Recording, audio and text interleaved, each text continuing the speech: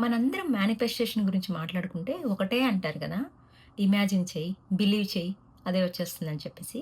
కానీ అక్కడ missing link ఏదైనా ఉంది అంటే గనక నా అండర్‌స్టాండింగ్ ప్రకారం మేనిఫెస్టేషన్ అంటే కేవలం అట్రాక్ట్ చేయడం మాత్రమే కాదు. వదులుకోవడం కూడా అంటే. లైక్ త్యాగం కానీ, బలిదానం కానీ. మన లైఫ్‌లో ఉన్న ప్రతి అటాచ్‌మెంట్ అంటే థింగ్స్ కావచ్చు, అలవాటు కావచ్చు, ఏదైనా ఫేవరెట్ థింగ్స్, కంఫర్ట్, ఎమోషను ఇవన్నీ కూడా మన ఎనర్జీలో భాగాలే కదా!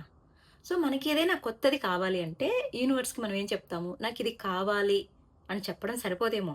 ఎందుకంటే దానికోసం నేనేం వదులుకోగలను అన్నదే ఇక్కడ అసలైన ప్రశ్నే. మేబీ అది కూడా కావచ్చు.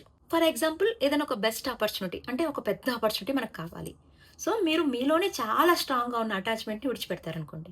ఆ స్పేసు, ఆ సాక్రిఫైజు, ఆ ఇంటెన్సిటీ సో, ఇవన్నీ కలిపి మేనిఫెస్టేషన్ యాక్టివేట్ చేస్తాయేమో. ఇక్కడ ఇంకో ఇంపార్టెంట్ పాయింట్ ఏంటంటే, మీరేదో వదిలేస్తున్నారంటే చాలు కాదు. దాన్ని ఎటువైపు మళ్లిస్తున్నారనేది కూడా ముఖ్యం అనమాట. సో, మేనిఫెస్టేషన్ ఫార్ములా అయితే అర్థమైంది అందరికీ. త్యాగం, సంకల్పం, ఇచ్ఛాశక్తి ఇవన్నీ కలిస్తేనే రిజల్ట్. ఒక ఫలితం మనం ఏదైతే అనుకుంటున్నామో అది. సో, ఇక్కడ ఇంకో ప్రశ్న పెద్దగా ఏంటంటే, మీరేం కోరుకుంటున్నారనే దానికంటే కూడా ఏం వదులుకోవడానికి సిద్ధంగా ఉన్నదే పెద్ద ప్రశ్న.